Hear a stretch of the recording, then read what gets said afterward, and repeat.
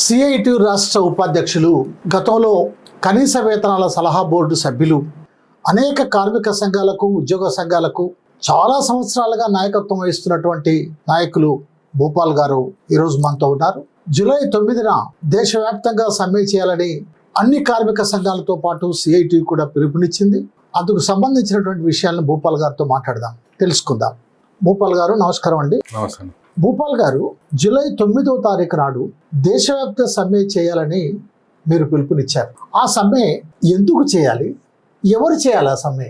మనందరికీ తెలుసు మిత్రులారా, ఒకటి రేపు జూలై 9వ తేదీన జరిగేటువంటి సమ్మె అనేటువంటిది ఈ దేశంలో ఉన్నటువంటి ప్రధాన కార్మిక సంఘాలు, కేంద్ర కార్మిక సంఘాలు, ముఖ్యంగా INTUC, AITUC, CITU, HMS, AIUTUC, AICCTU లాంటివి ఇట్లాంటి కేంద్ర కార్మిక సంఘాలతో పాటు రాష్ట్ర స్థాయిలో ఉండేటువంటి కార్మిక సంఘాలు కూడా కలుపుకొని మొత్తం కార్మిక సంఘాలతో ఒక జాయింట్ ప్లాట్ఫామ్ చెప్పేసి ఏర్పాటు చేసుకొని ఓ ఢిల్లీ స్థాయిలో కన్వెన్షన్ పెట్టుకొని పిలుపునివ్వడం జరిగింది. కాబట్టి ఈ కేంద్ర కార్మిక సంఘాల సమ్మె అంటే వాస్తవంగా మే 20వ తారీఖున జరగాలి. కానీ మే 20వ తారీఖున నుంచి ఇప్పుడు జూలై 9కి వాయిదా పడ్డది. దాని బ్యాక్గ్రౌండ్ కూడా మన అందరికీ తెలిసిందే. పహల్గామ్లో ఉగ్రవాదుల ఘటనలు కావచ్చు, ఇండియా పాకిస్తాన్ ఘర్షణలు, ఒక రకంగా మన దేశం మీద అటాక్ జరుగుతున్న నేపథ్యంలో ఒక బాధ్యత కలిగినటువంటి ఒక కార్మిక వర్గంగా ఆ టైంలో మన సమ్మెలు హర్తాలు అనకుండా ఈ దేశానికి ప్రజలకు అండగా ఉండాల్సిన బాధ్యత ఉంది. కాబట్టి మనం సమ్మెను వాయిదేసుకున్నాం. 9వ తారీఖున సమ్మె చేయబోతా ఉన్నాం.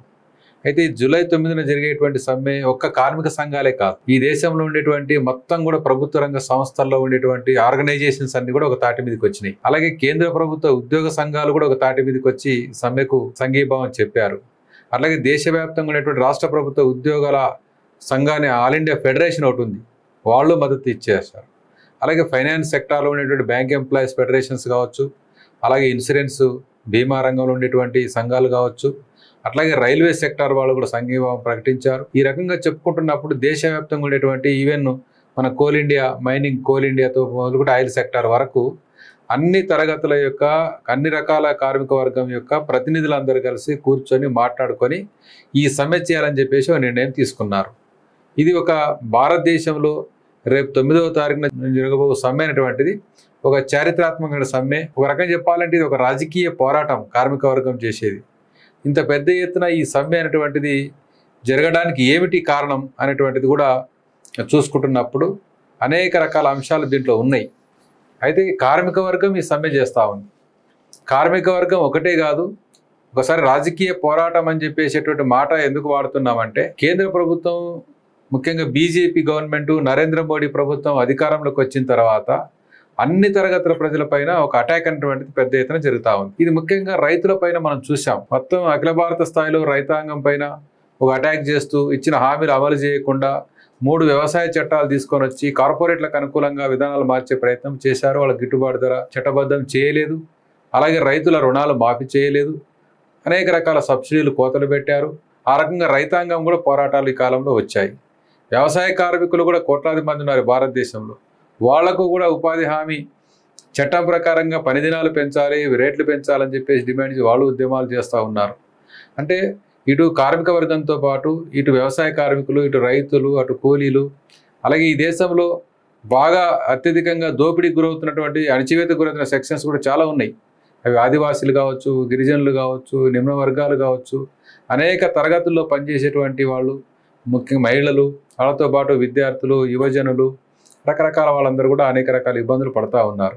వాళ్ళందరూ కూడా కార్మిక వర్గం ఇచ్చినటువంటి పిలుపుని అందుకొని వాళ్ళు కూడా వాళ్ళ సంఘాల ద్వారా పెద్ద ఎత్తున ఈ సమ్మెకు సంఘీభావం ప్రకటించారు.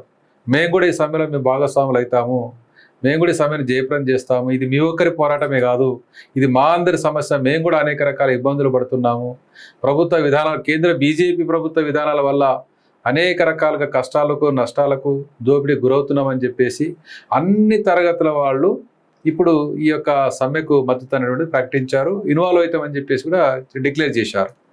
ఈ నేపథ్యంలో మరి మొత్తం ప్రజానీకానికి వాళ్ళ సమస్యలకు లేదు రాజకీయంగా ప్రాతినిధ్యం వహిస్తున్నటువంటి రాజకీయ పార్టీలు ఈ దేశంలో, అవి బూర్జా పార్టీలు ఉన్నాయి, వామపక్ష పార్టీలు ఉన్నాయి, కమ్యూనిస్టులు, నక్సలైట్లు, రకరకాల వాళ్ళు పేరుతో ఉన్నారు. కాబట్టి వీళ్ళు కూడా మొత్తం కూడా రాజకీయ పార్టీల్లో కూడా ముఖ్యంగా వామపక్షాలు ముందుకు వచ్చినాయి.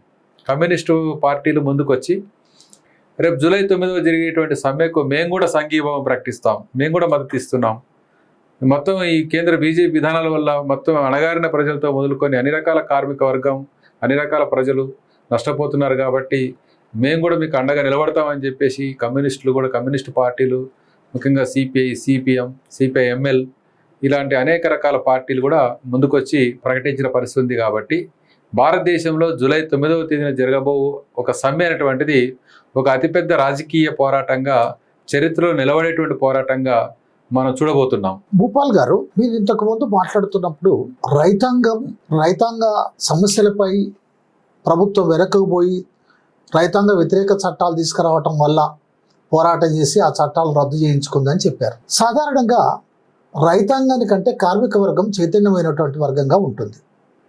కానీ చైతన్యమైన కార్మిక వర్గం దేశానికి, దేశ ఉద్యమాలకి, పోరాటాలకు నాయకత్వం వహించాల్సినటువంటి కార్మిక వర్గం తనకు వ్యతిరేకంగా చట్టాలు చేసినటువంటి వాటిని రద్దు చేయించుకోలేకపోయింది, రైతాంగం రద్దు చేయించుకుంది.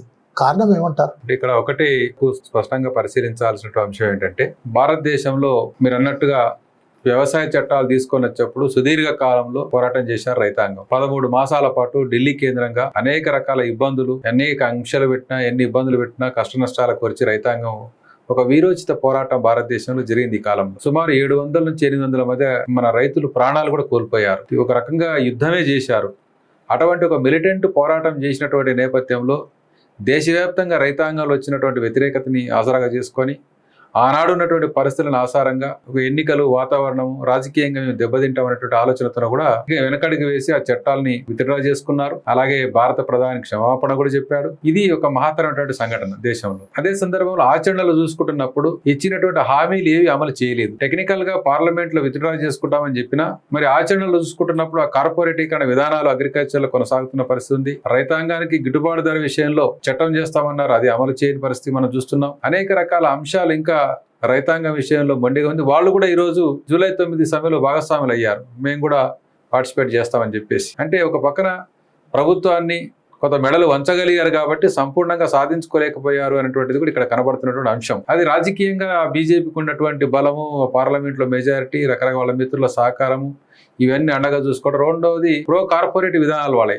అంబానీ, అదానీ లాంటి వాళ్లకు విధానాలే వాళ్ళకి ముఖ్యం దేశ ప్రజల కన్నా కూడా. అటువంటి పరిస్థితుల్లో రైతాంగ సమస్యలు ఇంకా పెండింగ్ లో ఉన్నటువంటి విషయం ఒకటి. రెండోది, ఇక్కడ మీరు అడిగిన దాంట్లో కార్మిక చట్టాలని మీరు లేబర్ కోడ్స్ ని ఎందుకు కొట్టలేకపోయారు, కార్మిక వర్గం పోరాడి అనేటువంటిది కూడా వచ్చింది. వాస్తవంగా చెప్పాలంటే లేబర్ కోడ్లకు సంబంధించింది ఇవి తీసుకురావాలన్నటువంటి విషయానికి 2002వ సంవత్సరంలోనే పునాది పడి ఆనాడు బీజేపీ, అటల్ బిహారీ వాజ్పేయి గవర్నమెంట్ ఒక పునాది వేశారు. రెండో లేబర్ కమిషన్ తీసుకొని వచ్చి కార్మిక సంస్కరణలు చేపట్టి కార్మిక చట్టాలు రద్దు చేసి ఒక 4 కోడ్లు 5 కోడ్లు చేయాలని చెప్పేసి ఒక నిర్ణయం తీసుకొని హైర్ అండ్ ఫైర్ సిస్టమ్ తీసుకొని వచ్చి అనేక రకాల ప్రయత్నాలు ఆ రోజుల్లో చేశారు. కార్మిక వర్గ తిప్పికొట్టడంతో సఫలం కాలేదు. తర్వాత వచ్చిన యూపీఏ గవర్నమెంట్ కూడా సక్సెస్ కాలేదు కార్మిక వర్గ తిరుగుబాట్లతోనే, ప్రతిఘటనతోనే. ఇప్పుడు మోడీ అధికారాలకు వచ్చిన తర్వాత 2014లో టేకప్ చేశాడు, 2015లో వీటికి డ్రాఫ్ట్లు ఇచ్చాడు. ఒక 4 సంవత్సరాల పాటు ఈ చర్చ అంతా నడిపిన తర్వాత ఆ కాలంలోనే కార్మిక వర్గం పెద్ద ఎత్తున పోరాటాలు, సమ్మెలు, తిరుగుబాట్లు ఇవన్నీ చేసిన ఫలితంగా అవి కొంత పూర్తి స్థాయిలో అమలు చట్టసభల్లో పెట్టి ఆమోదం చేసుకోలేకపోయాడు. కానీ ఎప్పుడైతే రెండోసారి అధికారంలోకి వచ్చాడో 2019లో ఈ 4 లేబర్ కోడ్ అని 2019-20 ఈ 2 సంవత్సరాల కాలంలో లేబర్ కోడ్స్ ని పార్లమెంట్ లో పెట్టి ఆమోదం తీసుకొని రాష్ట్రపతి ఆమోదం తీసుకున్నాడు. ఇప్పటికి సుమారు 5 సంవత్సరాలు అయిపోతుంది. వాస్తవంగా ఒకసారి లోక్సభ, రాజ్యసభ ఆమోదించి రాష్ట్రపతి ముద్ర వేసిన తర్వాత, గజెట్ పబ్లిష్ అయిన తర్వాత ఎంబడే రూల్స్ ఫ్రేమ్ చేసుకొని ఎంబడే రాష్ట్రాల్లో అమలు చేయాల్సిన పని ఉంటుంది. ఎంబడే అమల్లోకి వస్తాయి. ఈ రోజు మనం చాలా గజెట్లు చూస్తున్నాం, రాష్ట్రపతి ఆమోదం ముద్రేస్తే ఎంబడే ఆచరణలోకి వస్తాయి. కానీ 4-5 సంవత్సరాలుగా కేంద్ర ప్రభుత్వం ఈ లేబర్ కోడ్లను అమలు చేయడానికి సాహసించకపోవడం వెనకాల ఉన్నది ఏమిటంటే, ఈ 4 సంవత్సరాలు ప్రతి సంవత్సరం కార్మిక వర్గం తిరుగుబాటు చేస్తోంది. లేబర్ కోడ్ రద్దు చేయాల్సిందే అని చెప్పేసి ప్రతి సంవత్సరం సమ్మెలు జరిగినాయి, పోరాటాలు జరిగినాయి, సెక్టోరియల్ స్ట్రైకులు జరిగినాయి, అఖిల భారత స్థాయిలో సమ్మెలు జరిగినాయి. అలాగే కేంద్ర ప్రభుత్వం మీద ఒత్తిడి, రాజకీయంగా ఒత్తిడి, మొత్తం కోట్ల మంది కార్మిక వర్గం యొక్క ఒత్తిడి ఫలితంగా ఈరోజు వాళ్ళు 5 సంవత్సరాల పాటు అమలు చేయకుండా ఆగిన పరిస్థితి ఉంది. ఇది కూడా ఒక కార్మిక విజయంగానే ఈ సందర్భంగా మనం ఈ పాయింట్లు కూడా మనం చూడాల్సిన అవసరం కూడా ఉంటుంది. ఇది ఒక ముఖ్యమైనటువంటి అంశం. కానీ ఇప్పుడు భవిష్యత్తులో దీన్ని అమలు చేసేటువంటి ప్రయత్నాలు ముమ్మరం చేస్తున్నారని చెప్పేసి కూడా తెలుస్తుంది. కాబట్టి మళ్ళీ కార్మికోద్యమం అంతా కూడా ఏకమై మళ్ళీ వాటిని అడ్డుకోవాలని చెప్పేసేటువంటి ప్రయత్నంలో భాగమే జూలై 9 సమ్మె అని చెప్పి సందర్భంగా. అదే సందర్భంలో మీరు అన్నట్టుగా ఇటు కార్మిక వర్గం, అటు రైతాంగం, వ్యవసాయ కార్మికులు, ప్రజలు మళ్ళీ సంఘటితంగా అందరి డిమాండ్లు పెట్టి, అన్ని రకాల డిమాండ్స్ పెట్టి ఒక కార్మికుల డిమాండే కాదు, అన్ని రకాల డిమాండ్లు పెట్టి, అందరి డిమాండ్లు పెట్టి మళ్ళీ ఒక తాటి మీదకి రావడం అనేటువంటిది ఒక హిస్టారికల్. దీంతో ప్రభుత్వం అనేటువంటిది వెనకడుగు వేస్తుందా లేదా అనేటువంటిది మనం పరిశీలించుకోవాలి. ఒకవేళ వెనకడుగు వేయకుండా గుడ్డిగా బుల్డోజ్ చేస్తూ అమలు చేసే ప్రయత్నం చేస్తే ఈ మొత్తం బీజేపీని రాజకీయంగానే ఎదుర్కోవాల్సిన అవసరం కూడా ఉంటుంది. అందుకే దానికి రాజకీయంగా బలం ఉంది కాబట్టి ఈ ప్రయత్నాలు చేస్తున్నారు. అందుకే ఒక రాజకీయంగా దీన్ని తిప్పికొట్టాలి, ఈ బీజేపీని ఓడించాలి, ఈ బీజేపీని అధికారులకు దించితే తప్ప పరిష్కారం కాదు అనేటువంటి అభిప్రాయం క్రమంగా ఈ వర్కింగ్ క్లాస్లో, రైతాంగంలో, ప్రజల్లో వస్తున్నటువంటి నేపథ్యంలో ఇది ఒక రాజకీయ పోరాటంగా మనం ముందుకు పోవాలని చెప్పేసి అందుకే కార్మిక సంఘాలుగా మేము చెప్తున్నాం. ఇప్పుడు మీరు చెప్పినట్టుగా 4 లేబర్ కోడ్లు ఏర్పాటు చేశారని మీరు చెప్పారు. 29 కార్మిక చట్టాలను రద్దు చేసి 4 లేబర్ కోడ్స్ ఏర్పాటు చేసినా, 40 లేబర్ కోడ్స్ ఏర్పాటు చేసినా, ఏం చేసినా అవి కార్మిక వర్గానికి వ్యతిరేకమా? అయితే ఎలా వ్యతిరేకం? వాటిలో ఏముంది ఆ వ్యతిరేక అంశాలు? అలా మీరు మంచి ప్రశ్న అడిగారు. వాస్తవంగా ఇప్పుడు అదే మనకు కార్మిక వర్గానికి అర్థం కావాల్సినటువంటి ముఖ్యమైన అంశం. 4 లేబర్ కోడ్లు అన్నవి, ఒకటి వేతనాల కోడ్, రెండవది పారిశ్రామిక సంబంధాల కోడ్, మూడవది సామాజిక భద్రతా కోడ్, నాలుగవది పని సంబంధిత భద్రత కావచ్చు, ఆరోగ్యం కావచ్చు, పని పరిస్థితులకు సంబంధించి సంబంధించిన ఒక కోడ్. ఈ 4 లేబర్ కోడ్లని 29 చట్టాలని కలిపేశారు. మొత్తం ఉన్నది కేంద్ర కార్మిక చట్టాలు 44 ఉన్నాయి. 44లో 29ని మెర్జ్ చేసి 4 లేబర్ కోడ్లు చేశారు. మిగిలినవి జిఎస్టీలో రకరకాల సెస్ యాక్ట్లు కాబట్టి కొన్ని రద్దు అయిపోయినాయి, కొన్ని మెర్జ్ అయిపోయినాయి జిఎస్టీ యాక్ట్ లో. ఈ 29ని మెర్జ్ చేసిన తర్వాత 4 లేబర్ కోడ్ల వల్ల ప్రభుత్వం ఏం చెప్తుందంటే, ఇంగ్లీష్ లో ఈజ్ ఆఫ్ డూయింగ్ బిజినెస్ అంటారు. అంటే ఒక వ్యాపారాన్ని సులభతరం చేయడం కోసము, అంటే పెట్టుబడిదారులకు, పారిశ్రామికవేత్తలకు, కార్పొరేట్ సంస్థలకు అనుకూలంగా వాళ్ళ బిజినెస్ ని మరింత సులభతరం చేసి వాళ్ళకి మరిన్ని లాభాలు తెచ్చిపెట్టడం కొరకే మేము ఈ యొక్క కోడ్లు తీసుకొస్తున్నాం అని చెప్పి స్పష్టంగా చట్టంలోనే కూడా రాశారు. అంటే గతంలో చట్టాలు వచ్చినప్పుడు ఎట్లొచ్చినాయి? 1926లో వచ్చిన ట్రేడ్ యూనియన్ యాక్ట్ వచ్చినా, లేదా 48లో మినిమం వేజ్ యాక్ట్ వచ్చినా, ఆ తర్వాత కాలంలో బోనస్ యాక్ట్ వచ్చినా, గ్రాట్యుటీ వచ్చినా, మెటర్నిటీ వచ్చినా, పిఎఫ్ యాక్ట్ వచ్చినా, ఈఎస్ఐ యాక్ట్ వచ్చినా, కాంట్రాక్ట్ లేబర్ యాక్ట్ వచ్చినా, ఏ యాక్ట్లు వచ్చినా కూడా గతంలో కొన్ని కార్మికులకు కూడా కొన్ని దాంట్లో ఉపయోగపడేటువంటి అంశాలు ఉండేవి, కొన్ని ప్రొటెక్షన్స్ ఉండేవి. పెట్టుబడిదారులకు కొంత అనుకూలంగా ఉన్నా కానీ కనీస వేతనాల చట్టంలో చూసినా, ఫ్యాక్టరీ యాక్ట్ లో చూసినా, ఏవి చూసినా కూడా కొన్ని రకాల రక్షణలు మనకు ఉండేవి. ఇప్పుడు అవన్నీ కూడా పోయేదానికి ప్రమాదం ఏర్పడింది. దాంట్లో 1, 2, 3, 4గా మనం చూసుకున్నాం.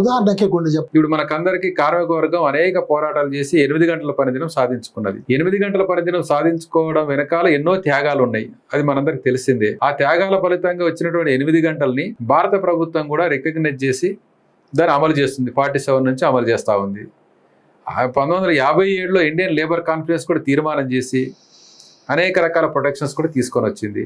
ఈ 8 గంటల్ని ఈ లేబర్ కోడ్లో 12 గంటలుగా ప్రపోజల్ పెట్టారు, దాన్ని ఆమోదించారు.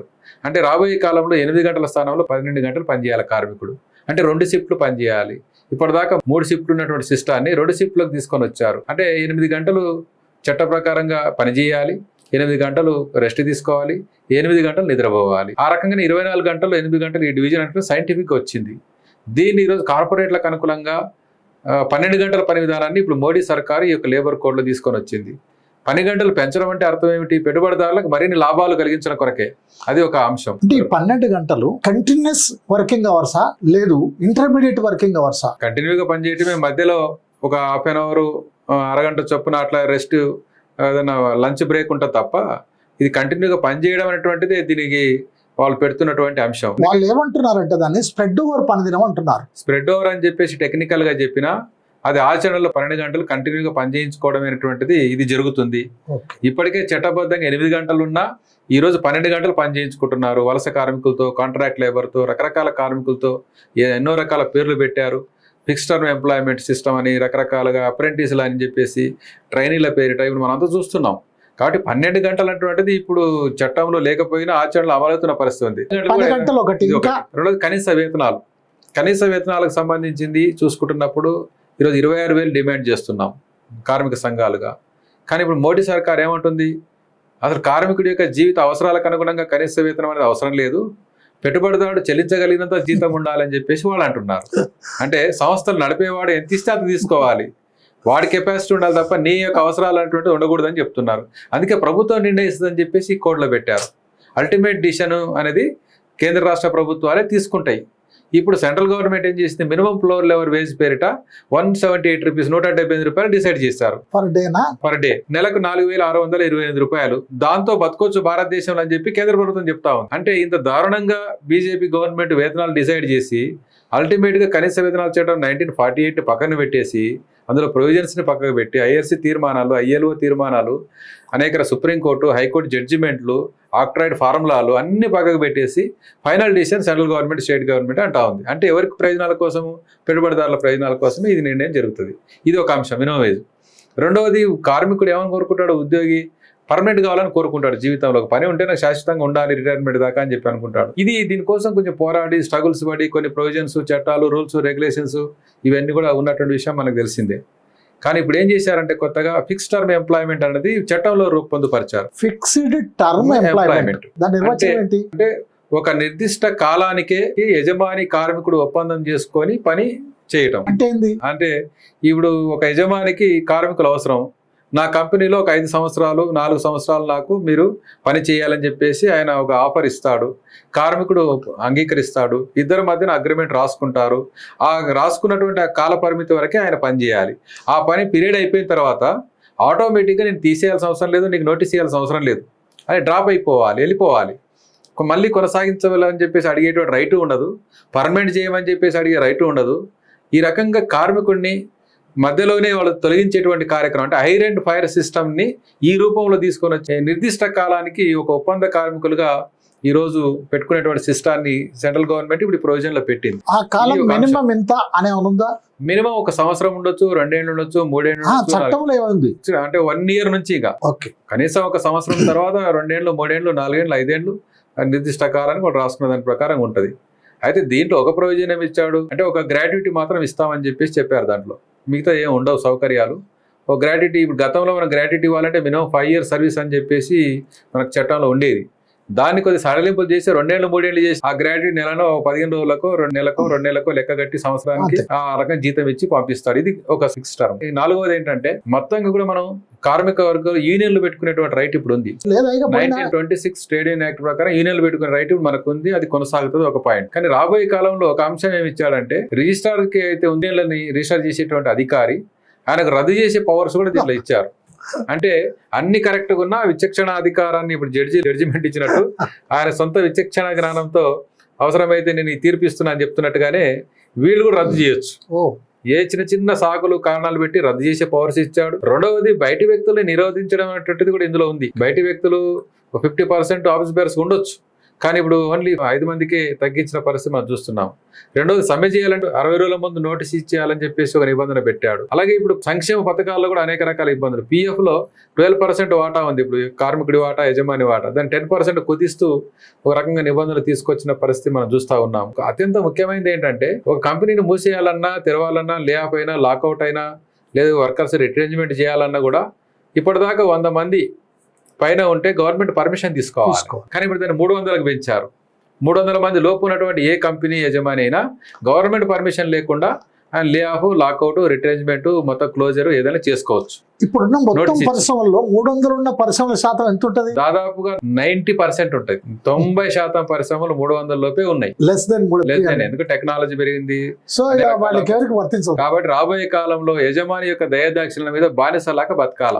నేను చార్టర్ ఆఫ్ డిమాండ్ ఇచ్చినా, నేను సమ్మె చేస్తాను, నాకు వేతనాలు పెరగాలి, జీతాలు పెరగాలి, అది అని చెప్పేసి అంటే నేను కంపెనీ మూసేసుకుంటాను బెదిరిస్తాడు, నోటీస్ ఇస్తాడు, క్లోజ్ చేస్తాడు, లేదు రిట్రెంచ్మెంట్ చేస్తాడు. అంటే రాబోయే కాలంలో ఒక ఆటవిక రాజ్యం అనేటువంటిది వస్తుంది అని చెప్పేసి కూడా మనం ఇందులో ఉన్న అంశం.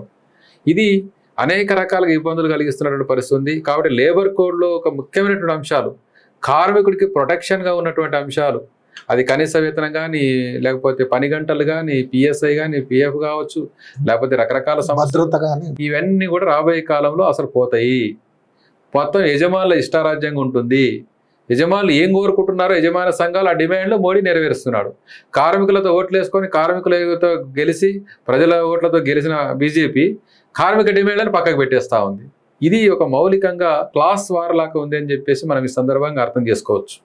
ఇప్పుడు మీరు చెప్పినవన్నీ అంటే కార్మిక సంఘాలు చేస్తున్నటువంటి ఈ సమ్మె ప్రజలకు కానీ, ప్రజా సంఘాలకు కానీ ఏ విధంగా సంబంధం ఉంది? అసలు సమ్మెలు చేస్తున్నటువంటి కార్మికులు అందరూ ప్రజలే ఒక రకంగా చెప్పాలంటే, ఎందుకంటే ప్రజల్లో భాగమే. రైతులు వ్యవసాయం చేసి పంటలు పండించి జనానికి మొత్తం ప్రజలకందరికీ ఎట్లయితే ఆహారాన్ని అందిస్తున్నారో కార్మిక వర్గం కూడా ఉత్పత్తి చేసి ఉత్పత్తిలో భాగస్వాములై మొత్తం సరుకులను ఉత్పత్తి చేసి ప్రజల యొక్క అవసరాలన్నీ తీరుస్తున్నది కార్మిక వర్గం. కాబట్టి ఇటు కార్మికుడు ఇటు రైతాంగం అనేటువంటి వాళ్ళు ఒక ఉత్పత్తి చేస్తున్నటువంటి ఒక కీలకమైనటువంటి శక్తులు ఇవి. వీళ్ళు ప్రజల్లో అన్ని వర్గాల వాళ్ళు ఉన్నారు. కింది స్థాయిలో మన భారతదేశంలో ప్రత్యేక పరిస్థితులు చూసుకుంటే అన్ని కులాల వాళ్ళు ఉన్నారు, అన్ని మతాల వాళ్ళు ఉన్నారు, అన్ని ప్రాంతాల వాళ్ళు ఉన్నారు, అన్ని తరగతుల వాళ్ళు ఉన్నారు. అనేక రంగాల నుంచి వ్యవసాయం కూడా కోల్పోయి కార్పొరేటీకరణ విధానాల వల్ల పట్టణాలకు వలసలు వచ్చేసి అనేక సెక్షన్స్లో పనిచేస్తున్నటువంటి తరగతుల ప్రజలు కూడా ఉన్నారు. కాబట్టి ఇది అందరికీ సంబంధించినటువంటి అంశాలు ఇవి. ఈరోజు పట్టణీకరణ పెరుగుతుంది, ప్రతి ఒక్కరు పనిచేసుకొని బతకాల్సిందే. ఈరోజు హైదరాబాద్ జనాభా 2 కోట్ల మంది ఉన్నారు. మొత్తం తెలంగాణ అంతా కూడా 50% పట్టణీకరణ అయిపోయింది. మరి వీళ్ళందరూ కూడా పట్టణాలకు వచ్చి కార్మికుడిగా తన శ్రమశక్తిని అమ్ముకొని కష్టపడి కాయకష్టం చేసి బతకాల్సిందే. మరి అలాంటి ప్రజలకు ఈ సమ్మె జయప్రదం చేయడానికి ఎలాంటి కార్యక్రమాలు చూస్తున్నారు వాళ్ళని చైతన్యం చేయడానికి? అందరూ సమ్మెలోకి రావాలి, సమ్మెను జయప్రదం చేయాలని చెప్పేసి దేశవ్యాప్తంగా కానీ మన రాష్ట్రంలో కానీ అన్ని తరగతులకు పోవడానికి ఒక పెద్ద కార్యాచరణ ఇప్పటికే చేయటం జరిగింది. అందుకే అన్ని తరగతులకు సంబంధించినటువంటి సభలు, సమావేశాలు, కరపత్రాలు, పోస్టర్లు, మీటింగ్లు, సోషల్ మీడియా, అలాగే స్ట్రైక్ నోటీసులు ఇవ్వటం, క్యాంపెయిన్ చేయటం, జాయింట్ మీటింగ్లు పెట్టుకోవడం, అన్ని తరగతుల్లోకి వెళ్ళిపోవడం, అలాగే రైతు సంఘాలు, వ్యవసాయ కార్మిక సంఘాలు, ఇటు ట్రేడ్ యూనియన్స్ కలిసికట్టుగా జాయింట్ మీటింగ్లు పెట్టుకోవడం. భారతదేశంలో సంయుక్త కిసాన్ మోర్చా అతిపెద్ద కొన్ని వందల సంఘాలతో ఉన్నటువంటి సంయుక్త కిసాన్ మోర్చా ఉంది. ఆ కిసాన్ మోర్చా కూడా ఈరోజు అందరూ కూడా ఇన్వాల్వ్ అయ్యి సమ్మెని జయప్రదం చేయాలని చెప్పేసి భాగస్వాములు అయి ఉన్నారు. అంటే అన్ని తరగతులలోకి, అన్ని సెక్షన్స్లోకి, ఈవెన్ ప్రజా సంఘాల సెక్షన్స్లోకి కూడా దీన్ని తీసుకొని పోవడం అనేది జరిగింది. ఇప్పటికే క్యాంపెయిన్ నడుస్తుంది. ఆ రూపంలో ఇది సక్సెస్ కావడానికి అవకాశం ఉంది. ఇప్పుడు మీరు బీజేపీ ప్రభుత్వం ఇలాంటి ప్రజా కార్మిక వ్యతిరేక విధానాలు సమర్థిస్తుంది కనుక దానికి వ్యతిరేకంగా మేము సమ్మె చేస్తామని మీరు అంటున్నారు. కానీ బీజేపీ ప్రభుత్వం కులం, మతం, దేవుడి పేరుతో ప్రజల మధ్య లేక మీరు అనుకునే ఆ కార్మికుల మధ్య, ఉద్యోగుల మధ్య అనేక రకాలైనటువంటి విభజనలు సృష్టించింది. అలాంటి వాళ్ళను మీరు ఏ విధంగా ఐక్యం చేస్తారు? వాస్తవానికి చెప్పాలంటే బీజేపీ యొక్క విధానంలో 2 అంశాలు ఉన్నాయి. ఇది మీరు అన్నట్టుగా కార్మిక వర్గానికి పెద్ద ఎత్తున నష్టం చేసేటువంటి అంశాలు. ముందుగా నష్టపోయేది కూడా కార్మిక వర్గమే. కేంద్ర బీజేపీ విధానాలు, ఆర్ఎస్ఎస్ విధానాలు, వాటి యొక్క భావజాలం వల్ల అత్యధికంగా నష్టపోయేది, దేశానికి నష్టం జరిగేది, ప్రజలకు నష్టం జరిగేది, ముందుగా దానికి గురయ్యేది కూడా కార్మిక వర్గం. ఎందుకంటే కార్మిక వర్గ ఐక్యతను విచ్ఛిన్నం చేయడమే దాని లక్ష్యం. అందుకే కులం పేరిట, మతం పేరిట, ప్రాంతం పేరిట, రకరకాల పేరిట విచ్ఛిన్న కార్యక్రమాలు ఈరోజు బీజేపీ గవర్నమెంట్ చేస్తా ఉన్నది. దానివల్ల కార్మికత దెబ్బతిని, పోరాటాలు దెబ్బతిని, మేనేజ్మెంట్లకు అనుకూలమై కార్పొరేట్ శక్తులకు అనుకూలంగా మారేట పరిస్థితులు వస్తాయి. అందుకే ఇది ప్రో బీజేపీ గవర్నమెంట్ అనేది ప్రో కార్పొరేట్ అనేటువంటిది మనకు ముందు నుంచి ఉన్నది. దీని కమ్యూనలిజం అనేటువంటిది, మతం అనేటువంటి దాన్ని ఉపయోగించుకోవడం వల్ల ఈరోజు కార్పొరేట్ శక్తులు చాలా ఆనందంగా ఉన్నారు. మాకు బీజేపీ ఉండాలని చెప్పి కోరుకుంటున్నారు. ఎందుకంటే వాళ్ళ విధానాలలో, ప్రభుత్వ విధానాల వల్ల, లేదు ప్రైవేటు పెట్టుబడిదారుల దోపిడీకి వ్యతిరేకంగా కార్మికులు సంఘటితమై పోరాడకుండా నిరోధించే కార్యక్రమాన్ని ఎఫెక్టివ్ చేస్తుంది. ప్రభుత్వ యంత్రాంగాన్ని ఉపయోగిస్తుంది. రెండవ పక్కన ప్రజల్లో విభజన తీసుకొని వస్తూ ఉంది. ఇప్పుడు మనం చూస్తున్నాం, ఆర్టికల్ 370 రద్దు చేసి కాశ్మీర్ ఇష్యూను దేశవ్యాప్తంగా చేయడం వల్ల ఒక రకంగా డైవర్ట్ చేశారు. ఆ తర్వాత కాలంలో చూసుకుంటే సిఏఏని తీసుకొని వచ్చారు, ఎన్ఆర్సీని తీసుకొని వచ్చారు, అలాగే ఇప్పుడు ఎన్పిఆర్ని తీసుకొని వచ్చారు. ఈ రకంగా ఆ ఇష్యూస్ను ముందుకు తీసుకుని వచ్చి జనంలో ప్రభుత్వం మీద పోరాటాలు అనేటువంటి అంశాలని, పెట్టుబడిదారుల మీద పోరాటాల అంశాన్ని పక్కదారి పట్టించిన కార్యక్రమాలు మనం చూస్తున్నాం పక్కన. మూడవది ఏంది, వ్యవసాయ చట్టాలు, లేబర్ కోడ్స్ ఇవన్నీ తీసుకొచ్చిన కాలంలో ఇంకొన్ని కొత్త అంశాలు ముందుకు తీసుకొని వచ్చారు. మందిర్ మస్జిద్ విషయం తీసుకొని వచ్చారు. తర్వాత లవ్ జిహాద్ అని చెప్పేశారు. లేకపోతే గోరక్షక అంశాలు ముందుకు తీసుకొని వచ్చారు. లౌడ్ స్పీకర్ అంశాలు తీసుకొని వచ్చారు. హిజాబ్ అంశాలను తీసుకొని వచ్చారు. ఇట్లా అనేక రకాల అంశాలని ముందుకు తీసుకొని వచ్చినటువంటి పరిస్థితి ఈ సందర్భంగా మనం చూస్తున్నాం. అందుకే ప్రజల మధ్యన మత వైషమ్యాల్ని రెచ్చగొట్టడం అనేటువంటిది బీజేపీ చేస్తూ ఉంది. రెండవది, రాజ్యాంగాన్ని ఉపయోగించుకొని రాజ్యాంగాన్నే నిర్వీర్యం చేయాలని చూస్తున్నారు. మన ధర్మశాస్త్రాన్ని ప్రకారంగా పాలించాలని చెప్పి చూస్తున్నారు. డైరెక్ట్గా చెప్పకపోయినా వాళ్ళు చొప్పించే ప్రయత్నాలు చేస్తున్నారు. అందుకే రాజ్యాంగం ఇచ్చినటువంటి సంస్థలు ఏవైతే సిబిఐ కానీ, ఈడీ కానీ, లేకపోతే రకరకాల సంస్థలు కానీ, కోర్టులు కానీ, వాటన్నిటిని కూడా మేనేజ్ చేసి, ఇన్ఫ్లుయెన్స్ చేసి ఒత్తిడి తీసుకొని వచ్చే ప్రయత్నం చేస్తున్నారు. పోరాడేటువంటి శక్తులపైన అణిచివేసే కార్యక్రమాలు చేస్తున్నారు. ప్రతిపక్షాలు కావచ్చు, కార్మిక సంఘాల నాయకులు కావచ్చు, రాజకీయ పక్షాల నాయకులు కావచ్చు, కేసులు పెడుతున్నారు, ద్రోహులుగా అరెస్ట్ చేస్తున్నారు, ఒక పక్కన ఇది చేస్తున్నారు. మరో పక్కన వారి ఎజెండా ప్రకారంగా చూసుకుంటే హిందూ మతం అనేటువంటిది లేదు, ఇస్లాం మతం, క్రిస్టియన్ మతం, ఎవరి సాంప్రదాయాలు, ఎవరి ఆచరణలు, ఎవరి నమ్మకాలు, ఎవరి విశ్వాసాలు వాళ్ళకు ఉంటే చేసుకుంటారు. వాటిలో డైరెక్ట్ గా రాజకీయంగా జోక్యం చేసుకోవడం అనేటువంటిది, తన రాజకీయ ప్రయోజనాలకు ఉపయోగించుకోవడం అనేటువంటిది ఈరోజు బీజేపీ ఓపెన్ గా చేస్తున్నటువంటి అంశం కూడా ఉంది. కాబట్టి దాన్ని మనం వ్యతిరేకిస్తున్నాం. దానివల్ల మన కార్మికులు, ప్రజల యొక్క సమస్యలు పక్కదారి పడతాయి, సమస్యలు పరిష్కారం కావు అని చెప్పేసి ఈరోజు మేము చెప్తా ఉన్నాం. ఎందుకు ఈ మాట అంటున్నాం అంటే, బీజేపీ పవర్లోకి వచ్చిన తర్వాత 2014 నుంచి పవర్ చూసుకుంటే ఎవరు బాగుపడ్డారు? కార్మిక వర్గానికి కనీస వేతనాలు తగ్గిపోయినాయి, రైతులకు గిట్టుబాటు ధర లేదు, ఆదివాసీలకు భూములు, అటవీలు హక్కులు కోల్పోతా ఉన్నారు, గిరిజనులకు తమ హక్కులు కోల్పోతున్నారు, దళితులు తమ యొక్క సౌకర్యాల హక్కులు కోల్పోతున్నారు, విద్యార్థులకు విద్య కాషాయీకరణ జరుగుతుంది, సైంటిఫిక్ ఎడ్యుకేషన్ లేదు, రెండవది ప్రభుత్వ విద్య దూరం అయిపోతా ఉంది, ప్రభుత్వ వైద్యము దూరం అవుతా ఉంది, అల్టిమేట్గా ఉపాధి హామీ స్కీమ్ పోతా ఉంది, ఇట్లా రైతాంగానికి నష్టం జరుగుతూ ఉంది, కార్మికులకు వేతనాలు లేవు. ఇటువంటి పరిస్థితులలో ఈ సమస్యల పైన డైవర్ట్ చేయడం కోసం ఇవన్నీ చేస్తున్నటువంటి పరిస్థితిని ఈ సందర్భంగా మనం చూడొచ్చు. రెండోది, దీనివల్ల ఎవరు లాభపడ్డారంటే దేశంలో బిలియనియర్స్. ఒకప్పుడు 2014లో ఉన్నటువంటి 90 మంది బిలియనియర్స్ ఉంటే ఈరోజు 200 మంది బిలియనియర్స్ అయిపోయారు. వాళ్ళ ఆస్తులని లెక్క కడితే 80 లక్షల కోట్ల ఆస్తులు. ఇప్పుడు ఒక 200 మంది ఆస్తి 80 లక్షల కోట్లు. అంటే భారతదేశం యొక్క బడ్జెట్కు డబుల్ అయిపోయింది వాళ్ళ ఆస్తి. అంటే స్వాతంత్రం వచ్చినప్పుడు వాళ్ళు 315 కోట్లతో స్టార్ట్ అయ్యారు 20 మంది. ఆ 20 మంది 200 మంది అయ్యారు. ఆ 200 మంది 80 లక్షల కోట్ల ఆస్తి అయ్యారు.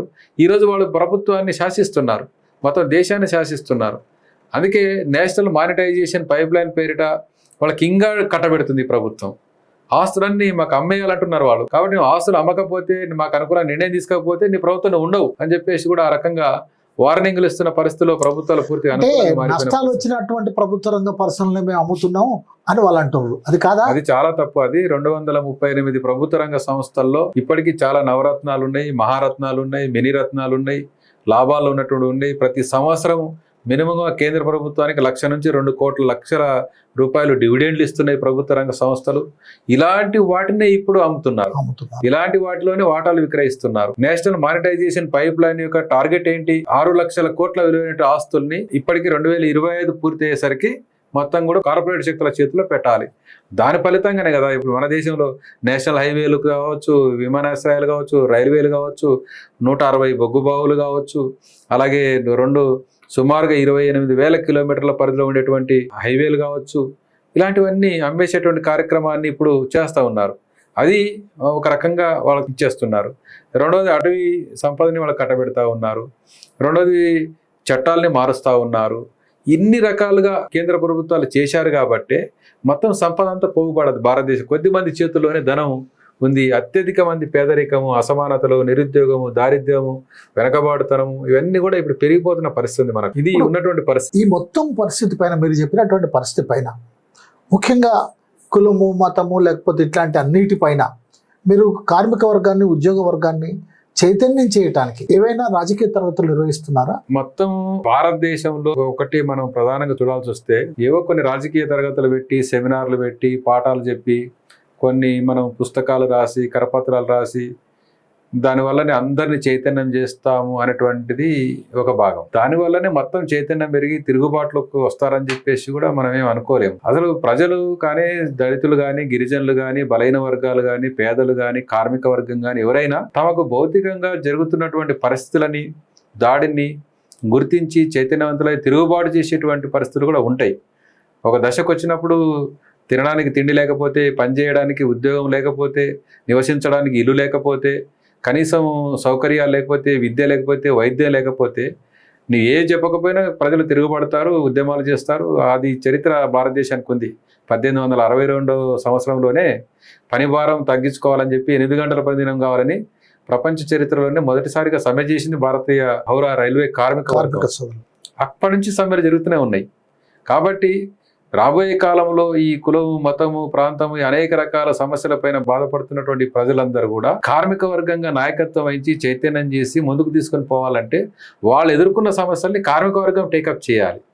కార్మికులు తన జీత భత్యాల కోసం కొట్లాడటం కాదు. భారతదేశంలో జరగాల్సింది తన జీతాల కోసం, భత్యాల కోసం మాత్రమే. వాళ్ళు ఎందుకు వస్తారు? అసలు అందరి సమస్యలు కార్మికుడు తన సమస్యగా భావించాలి. ఎందుకంటే కార్మికుడే చైతన్యవంతమైనోడు. కార్ల్ మార్క్స్ చెప్పినట్టుగా ప్రపంచంలో కార్మిక వర్గమే అత్యంత చైతన్యవంతమైంది. వీళ్ళే నాయకత్వం వహించాలి, వీళ్ళే మిగతా వాళ్ళని సమీకరించాలి, విప్లవాలకు నాయకత్వం వహించాలని చెప్పేసి చెప్పారు.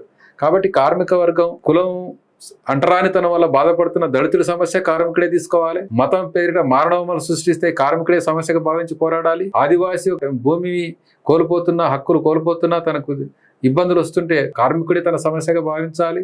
గిరిజన సమస్యలు భావించాలి. విద్యార్థి, యువజన, అంటే ఈ సమాజంలో అనేక రుగ్మతలతోనో ఇబ్బందులతోనో బాధపడుతున్నట్టు అన్ని సమస్యల్ని కార్మిక వర్గం తన సమస్యగా భావించాల్సినటువంటి అవసరం ఉంటుంది. ఆ రకంగా కార్యాచరణ చేయాల్సిన అవసరం ఉంటుందని చెప్పేసి సిఐటిగా మేము చెప్పదలుచుకున్నాం. అందుకే రాబోయే కాలంలో సామాజిక సమస్యలపైన పోరాటం చేయాలి.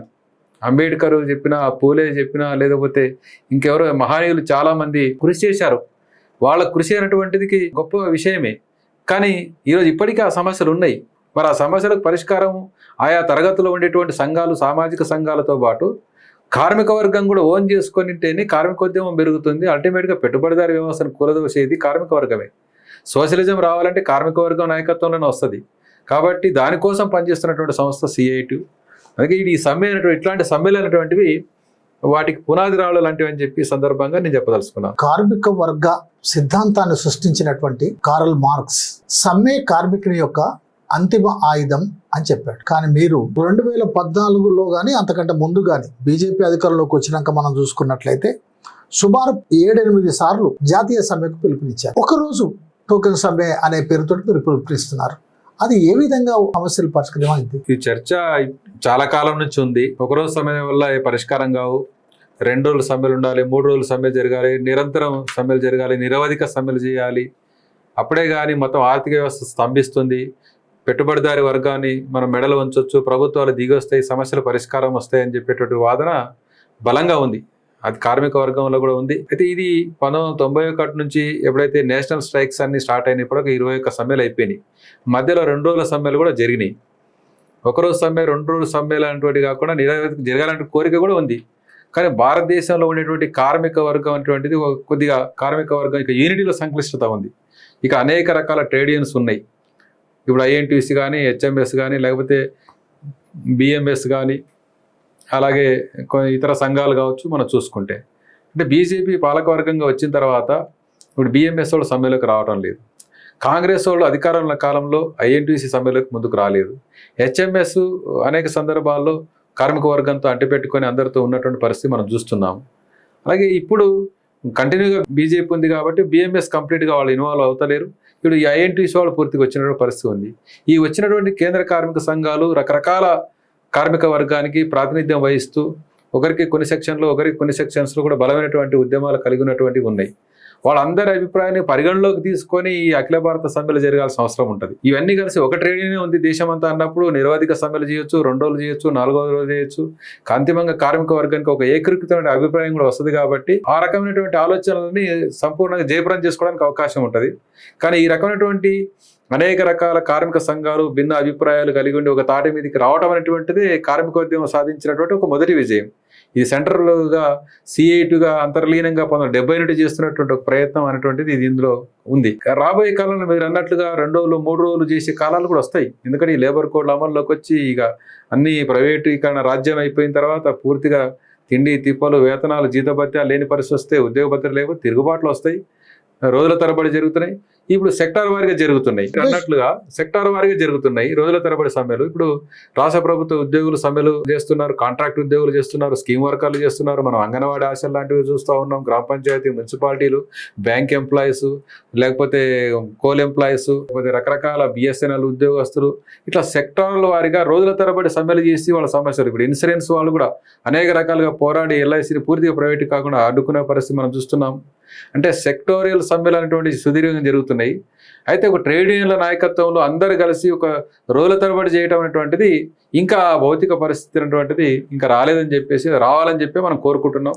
దాంట్లో భాగం ఇది. అలాంటి భౌతిక పరిస్థితిని సృష్టించడానికి కానివ్వండి, కార్మిక వర్గంలో, కార్మిక సంఘాలలో ఉన్నటువంటి సంక్లిష్టమైనటువంటి సమస్యలను పరిష్కరించడానికి కానివ్వండి, ఈనాడు కార్మిక వర్గం ముందు, ప్రజల ముందు, శ్రమజీవుల ముందు ఒక సిఐటియు రాష్ట్ర ఉపాధ్యక్షులుగా మీరేం ప్రతిపాదన పెట్టదలుచుకున్నారు, లేక మీ కర్తవ్యం ఏమిటి? ఒకటి, సిఐటియు అఖిల భారత కమిటీ అనేటువంటిది ఒక ఎజెండా మొత్తం భారత కార్మిక వర్గం ముందు ఉంచింది. అలాంటి స్థితి రావాలి. దేశంలో ఉన్నటువంటి సకల జనులంతా కూడా, పీడితులందరూ కూడా, కార్మిక వర్గం అంతా కూడా ఒక తాటి మీదకి వచ్చి పోరాటం చేయాలి అన్నప్పుడు కొన్ని డిమాండ్లకు, కొన్ని సెక్టార్స్కే పరిమితం కాకుండా మొత్తం కార్మికులు, ప్రజలు ఏదైతే బాధపడుతున్నారో ఆ డిమాండ్ని మనం టేకప్ చేయాలి, ఒక అంశం. రెండోది, ఒక కార్మిక వర్గమే, ఒక సిఐటివే కాదు, కార్మిక వర్గాన్ని ఒక వర్గంగా ఐక్యం చేయాలి. అదే సందర్భంలో అందరినీ కలుపుకొని పోవాలి. రెండోది, నీ కార్మిక వర్గమే కాదు, అటు రైతాంగంతో, కూలీలతో, ఇటు సామాజిక తరగతులతో అందరితో కలిసికట్టుగా పని చేయగలిగినప్పుడే, అందరినీ ఒక తాటి మీదకి తీసుకురాగలిగినప్పుడే భారత కార్మికోద్యమం అనేటువంటిది సక్సెస్ అవుతుంది. దానికి ఆ లక్ష్యంతో సిఐటి పనిచేస్తుంది. ఆ లక్ష్యంతో పనిచేస్తుంది కాబట్టి కార్మిక కర్షక ఐక్యత అనేటువంటిది ఒక నినాదంతో ముందుకు వస్తున్నాం. రెండవది ఏంటి, సమస్యలు వరకే పరిమితం కావద్దు, ఆ సమస్యల వెనకాల ఉన్నటువంటి ప్రభుత్వ విధానాలని కూడా మనం అర్థం చేయించాలి. మొత్తం వర్కర్స్కి, నీ వెనకాల ఉన్న వాళ్ళం కాదు, మొత్తం అందరి వెనకాల ఉన్న కార్మిక వర్గానికి అర్థం కావాలి. ఆ విధానాలు ఒకటే అర్థమైతే కాదు, ఆ విధానాలు వెనుకున్నటువంటి రాజకీయాలు కూడా అర్థం చేయించాలి. ఇది బీజేపీ ప్రభుత్వం ఎవరి రాజకీయ ప్రయోజనం కోసం చేస్తుంది అనేటువంటిది కూడా అర్థం కావాలి. కాబట్టి రాజకీయాల్ని, విధానాలని, సమస్యల్ని మొత్తం లింక్ చేసి అన్ని తరగతుల వాళ్ళని కలుపుకొని పోయి ఒక తాటి మీదకి తీసుకురాగలిగితేనే భారత కార్మికోద్యమం జయప్రదం అవుతుంది అనేటువంటిది ఈ సందర్భంగా మేము అనుకున్నటువంటి ఒక లక్ష్యం. చాలా సంతోషం అండి, మా స్టూడియోకి వచ్చి మీ అమూల్యమైనటువంటి సందేశాన్ని ఇచ్చారు. మీ సమ్మె జయప్రదం కావాలని, మీ లక్ష్యం నెరవేరాలని కోరుకుంటున్నాం. ధన్యవాదాలు.